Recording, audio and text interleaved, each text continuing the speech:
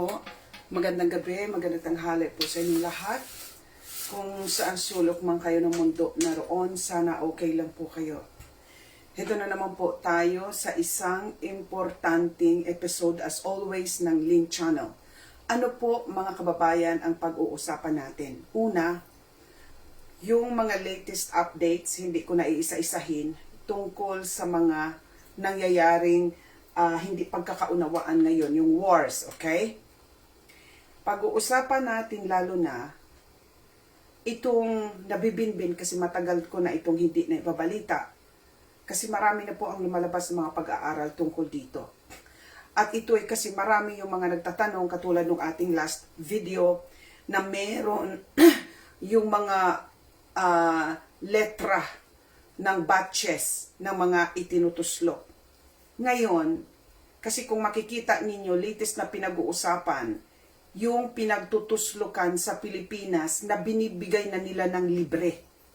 From sanggol talaga yung pagkapanganak up to, I think ang pinakamarami ang tutuslukan sa Pilipinas, yung mga sanggol, up to 6 or 5 years old yata. And then may mga matatanda, panoorin nyo na lang po yung ating video. Pero dito, kasi nga, inuna nila ang mga takba. Very particular ako dito kasi yun ang pinapakaingatan ng lahat ng mga nanay. Dahil yun ang the biggest treasure natin bilang mga nanay, di ba? Malalaman ninyo, may mga bagong pag-aaral, yung mga bata, lalo na sa Amerika, na naka-receive ng 6 na ganyan, ay napakataas po mga ka-curious. 6 lang sa sanggol na nakapagpatuslok ng ganon. Meron silang 68% na madali silang maganyan. More than half more than 50%. Ulitin ko, 68%.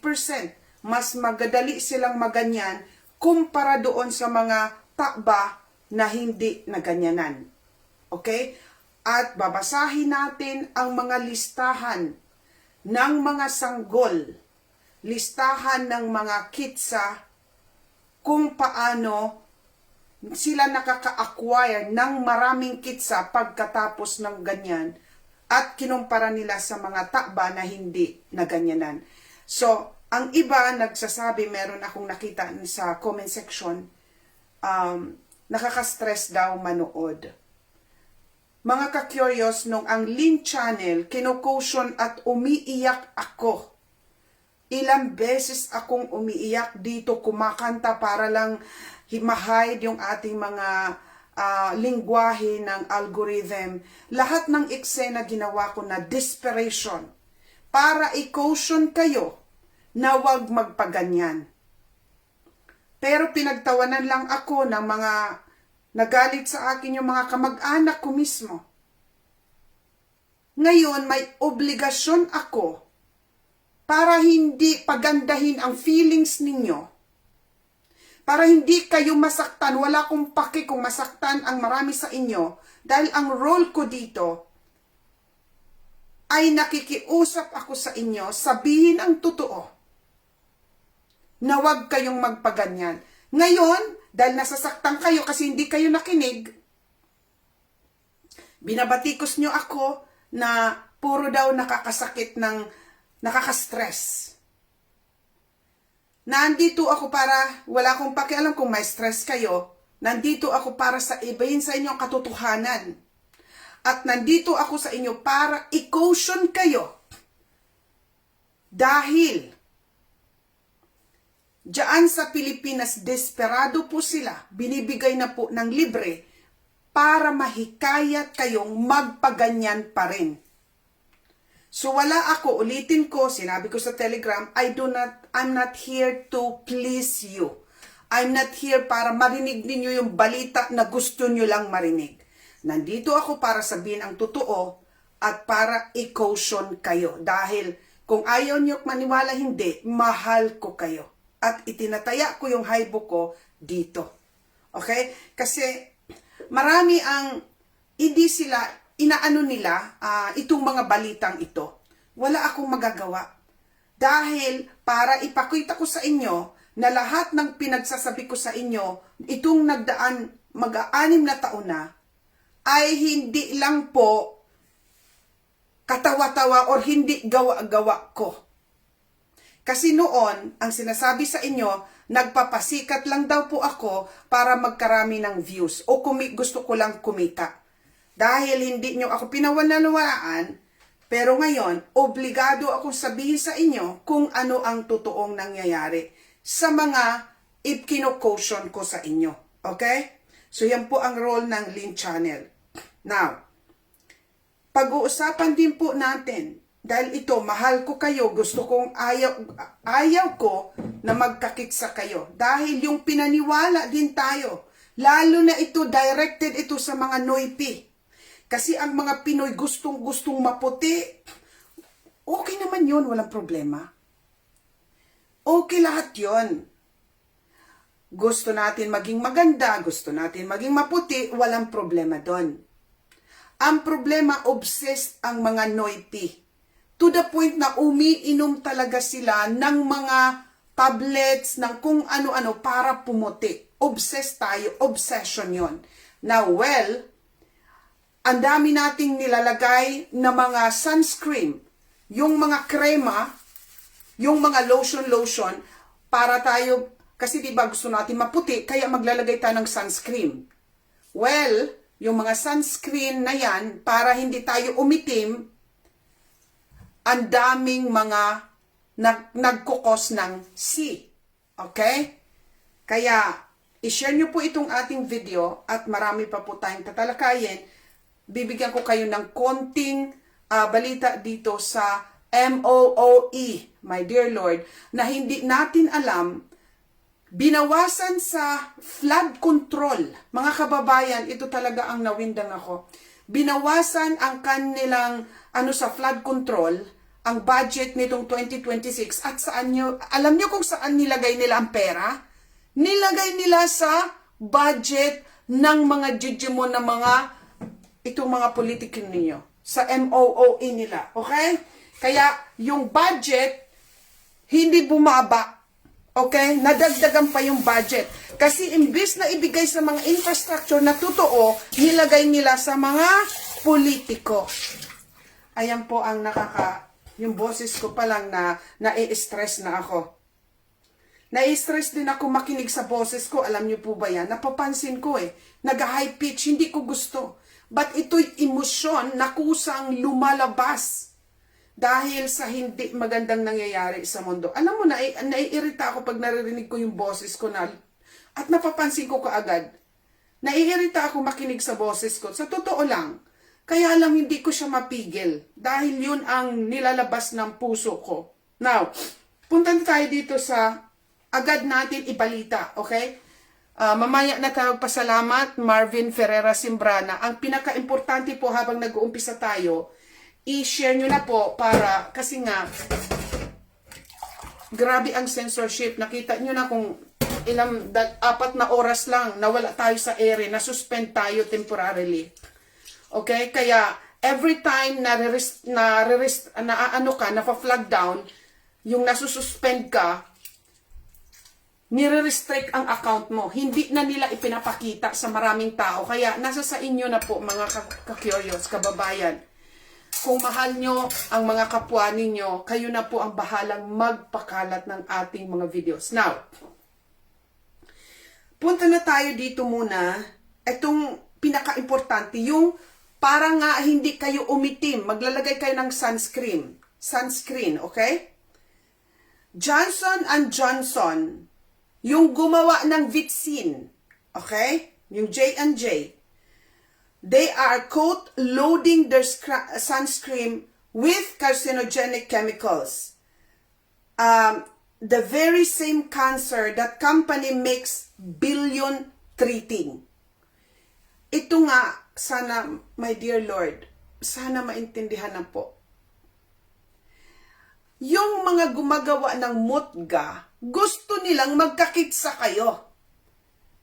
Kasi kung hindi kayo magkakakitsa, di walang papasok sa hospital. Purdoy ang negosyo nila. So itong nagwawaga-waga ng mga mutga natin, sila din ang nagkikreate ng kitsa natin. Obvious yun, di ba?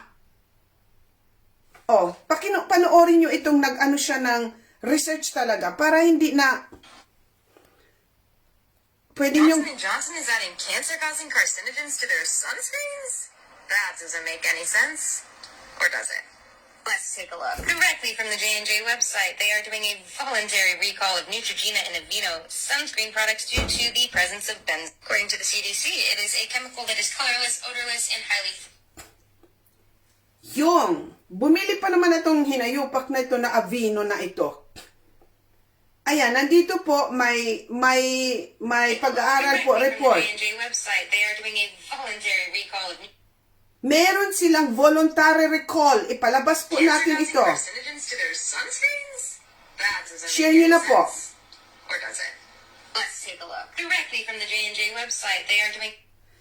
Mismo sa J&J website, nandito po, nakikita nyo yung article. Nire-recall nila, Johnson & Johnson Consumer Incorporation issues voluntary recall of specific Neutrogena and Aveeno aerosol sunscreen product due to the presence of, sandali, a voluntary recall of... benzene. Ulitin ko. Para i-share na, naku, na ano naman ako. Kasi there was one time na naglagay din ako pero konting panahon lang. Kaya nabubwisit ako dito. Okay, ulitin ko. Actually, meron pa akong produkto dito na Aveeno eh. Kasi mahal yun eh. Yung Aveeno, na mga produkto ng Aveeno. Ulitin ko ha. Recall. Inaalis nila ang kanilang produkto sa market, voluntary, dahil sa specific na produkto na Neutrogena and Aveeno. Ang yung Aveeno, A-V-E-E-N-O. Aerosol sunscreen product due to the presence of benzene. Sa layo na, website ito ng Sunscreen products due to the presence of benzene. According to the CDC, it is a chemical that is colorless, odorless. Ang benzene, ayon sa CDC, ay colorless, odorless. Wala siyang color itong benzene na ito na nagkukos ng C. Wala siyang color, wala siyang odor, ayon sa CDC website. And highly flammable. What does it use to make? Lubricants, rubbers, dyes. Lubricants. Highly flammable. Basahin na lang natin kasi binabasa lang naman ng babae yung kanyang na-research. It is a chemical that is colorless, odorless, and highly flammable. What does it use to make? Lubricants, rubbers, dyes, detergents, drugs, and pesticide. And according to the American Cancer Society, Pesticide. benzene is known to cause cancer, specifically leukemia and other cancers of blood. So Johnny Boy, why are you adding it to our sunscreens? Well, if you Wow! news, they have... Nilalagyan nila nitong itong benzene na inilagay nila sa sunscreen, nagkakos ng C at ang marami pang sakit. Okay?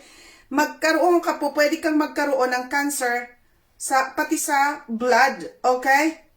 Grabe itong mga, talaga naman. Kaya nga kung sino yung nagpatuslok ng J&J na yan. Specifically, their sales of improved Darzalex. But what does improved do? You guessed it. Sandali ha.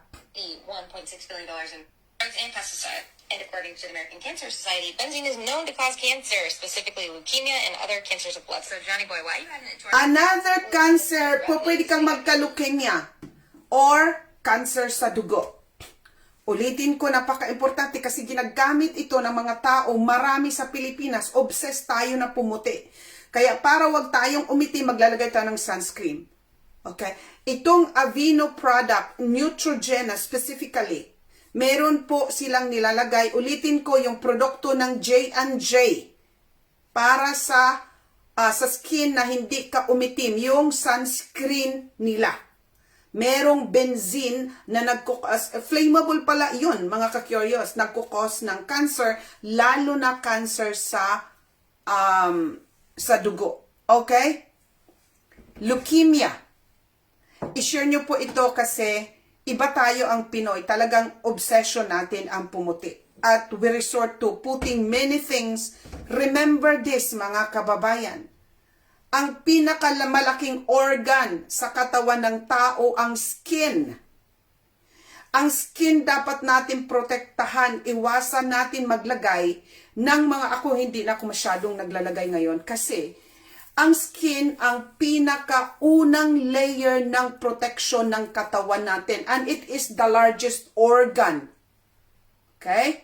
Kaya yung mahihilig sa mga, ay nako Diyos ko, ano pa?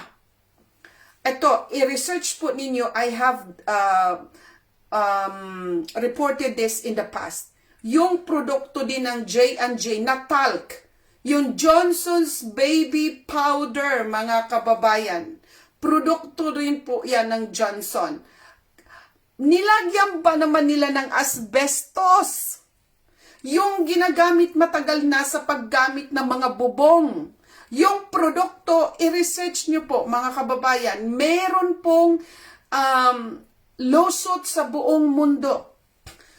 At ang pinaka nakakagalit nito, dahil mahal na mahal natin ang mga anakis natin, nilalagay pa natin yung mga powder na yan, yung Johnson's BB powder, kung saang parte ng katawan natin na masisilan like yung kili-kili. Importante po ang kili-kili, mga ka-curious, okay? Yung nilalagay pa nga yan sa mga singit-singit, kung babae yung bata, pinupuno pa yan, my God! Di ba kasi lagi tayong pinagpapawisan sa Pilipinas, ang ginagawa, naaalala ko nung maliliit pa kami, mabuti hindi talaga, nanay ko talaga, hindi ako inaanuhan niya ng mga ganyan. Nanay ko, mabuti na lang din at nanay ko gising.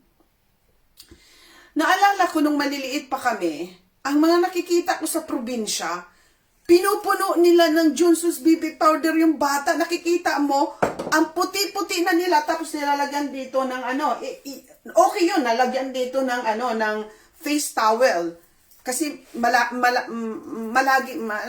malimit kang pawisan. Pasensya na, nauutal ako. Bakit bang pumapasok sa isipan ko is Italian? Kaya nauutal ako dahil ang gusto kong bigkasin Italian. May mga araw talagang gano'n na nasa isip ko Italiano. Lalo na kung matagal na panahon wala akong Pilipino na kausap. So, kaya minsan I grasp for words, okay? Na hindi ko kaagad masabi yung gusto kong sabihin. Now, itong talc, itong Johnson's Baby Powder, napaka-importante po kasi akala natin, gusto natin mabango, para yung hindi daw tayo pagpawisan, yun pala, mga ka-curious, nilagyan nila ng asbestos. Imaginein mo yung asbestos na yan, ginagamit yan, ni-recall na rin yan, hindi na pinapagamit sa Europe. Yung mga building na may mga asbestos, ginagamit kasi yan sa material sa bubong. Inalis na po yan dito sa Europe kasi cancer causing. Imaginein mo yung asbestos na yan, inilagay sa powder ng mga mahal ninyong mga anakis na bagong silang. Kaya nga, itong Johnson & Johnson's na gumawa din ngayon ng sunscreen, may hindi malayo, na pati yung sunscreen nila, nilagyan na rin ng carcinogen. Cancer-causing substances. At sila din ay, for the first time, na hindi naman sila gumagawa ng Blitzin, gumawa rin ng J&J. Kaya nga sila yung unang pinakauna na gumawa ng Vitsin na ni-recall, inalis sa market ang J&J. Kasi talagang may record siya ng intent na mangganyan o magkakitsa ang mga kliyente nila. At ang nakakagalit dahil ang tinatarget, mga takba. Ay, Diyos ko, ba't ganon ang mundo? Ba't ganon? Share nyo po itong information, mga ka-curious. Now, ito pa, takba. Ma'am Vilma de la Cruz, Zer Oirogurg, Sir Zer Oirogurg, Gregorio Rex, Sir Gregorio Rex, salamat po sa pagtag. Sir Alren, opo, thank you Sir Alren. Ginagamit kasi ang asbestos para hindi, tama yon, nabasa ko rin yun. Thank you sir, pag-remind Sir Alren. Para hindi masunog, anti-fire ang asbestos. Kaya nilalagay yan sa mga bubong, specifically. At hindi lang sa bubong, of course. Lita Mayam, hello po. parang bagong ligo ang pakiramdam. Liliguan ka ng carcinogen. Kaya nga, sabi ng mga OTA, no, hindi naman ako nagkasakit. Mula nung bata pa ako, lagi akong naglalagay nung buhay pa naman ako. Mga kababayan, at yung hindi pa rin naniniwala, nung unang panahon, more than hundreds of years na tayong sinubject yung mga bugchi natin nilalagay ng mga kung ano-anong sunla. Kaya nga magtaka ka ang mga tao, we can live for hundreds of years. It is written in the Bible. 936 years ang edad na naitala sa Biblia. May mga 300 years, very easy maka-reach ng 150 years. Bakit ngayon, 70 na lang, 55 na pa lang, dedo na ang marami? Kasi matagal na tayong sinubject. Sabi ko nga, sinubject sa mga sunla. Sabi ko nga, ang katawan natin is a machine capable of healing itself nang walang external intervention. Sabi ko nga noon, nung mga 17th century, walang mga hospitals. Mag-research po kayo, wala. Naalala ko nung 18th century, may 3 lang sa buong United Kingdom. 3 lang. Kasi nag-umpisa na sila dito, doon nga sa probinsya namin, hanggang ngayon, yung bayan, hindi lang yun, the oldest town in Northern Samar. Hanggang ngayon, wala kaming hospital, clinic lang. Yung mga lola-lolo ko, hindi nakarating yan sa hospital. Kaya lang, ang mga tao, short ang memory. At mga ob-ob, hindi nagre-research. Kaya sinasabi, buhay pa naman ako. Buhay ka nga, pero 70 anyos, gorgor ka na. Dapat tumagal ka ng 100 plus years. It is because accumulation every day ng ating mga bugchi na itong mga jijimon nilalagay. Hindi lang sa mga bugchi, sa tuslok, sa mga krema, sa kung saan-saan. Ayan gurgur na naman. Mag-comment lang po mga kababayan.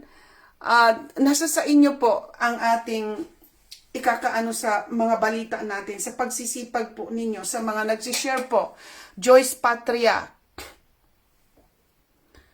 By the way, yung Jameson's Baby Powder, meron pong class action lawsuit. Maghanap po kayo ng link tungkol dito na pwede kung halimbawa may ebidensya kayo, maliit pa kayo, yung mga anak ninyo ay ginagamit nyo habitually nitong baby powder, pwede kayong mag-participate sa kaso. Meron pong mga link. I-google nyo lang. Worldwide po ito. Okay? Hundreds of thousands na cases laban sa powder na yan dahil nga sa mga cancer na idudulot nito. Choco Martliag, maraming salamat po. Lucita Hernandez, Domingo Jr. Pelayo Bernal, salamat po sa pagtag. Ma'am Durano Lolita, Editha Divina Gracia, good evening po from Davao Oriental. Retsi Baliwis Surpoza, Esther Marino Bautista, good evening Ma'am Lynn, thank you sa mga info. Opo ma'am, ishare nyo na lang po sa lugar ninyo. Have a great day po from Elsa Daklan Ligan. Okay, Carmi Yoshida, maraming salamat as always. Domingo Pilayo Jr. Bernal. Okay, so, ayan, Lisa Mayam, Vilma de la Cruz, hello po sa inyong lahat at thank you sa mga nag-share na po. Now, dito tayo mga takba uli. Pakinggan nyo ito. A study shows, nagpapakita itong pag-aaral ng pagtaas ng mga private equity firms. Okay? Ano po itong mga private equity firms? Mga firm po ito, okay, mga opisina, itong private equity firm is an investment company that buys, improves, and sell businesses that are not listed on a public stock market. Itong mga private equity firm, mga nag-i-invest po sila ng mga kumpanya. Bumibili sila Tapos halimbawa may mga kumpanya na binibenta na dahil na bankrupt, bibilhin nila 'yan. Tapos po pwede nila ipa-improve 'yon at ibenta uli. Itong mga kumpanya na hindi nakalagay sa stock market exchange, okay? Itong mga pakinggan ninyo mga kababayan, itong mga private equity firms nag-a-acquire o bumibili po sila ng mga autism therapy center. Let that sink in first. So, anong ginagawa nitong mga private equity firm? Bumibili ng mga kumpanya, inaayos nila, ibebenta nila uli. Or pwede nilang bumili ng, in this case, ang ginagawa nila, nag-acquire sila. Bumili sila ng mga autism therapy centers. Itong mga center na nagbibigay ng lunas sa mga autistic na mga bata. Why is that? Bakit itong mga private equity firms bumibili ng autistic therapy centers? Ang ibig sabihin, may pagkakakitaan. Ang ibig sabihin, marami ang nagkakaroon ng autism. At naibalita na natin na ang autism na yan ay dulot ng vitsin. Okay? Now, nag-a-acquire itong mga private equity firm ng Autism Therapy Center in the US since 2015 with over 500 acquired in the last decade.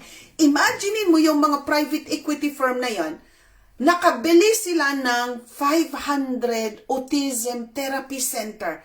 You could just imagine sa Amerika, meaning rampant, marami sa Amerika pa lang ang nagkakaroon ng autistic na mga bata. Kawawa ito, alam nyo yung autism, yung pa naman ang pinakamahirap na pamilya pag nagkaroon ka ng autistic na bata.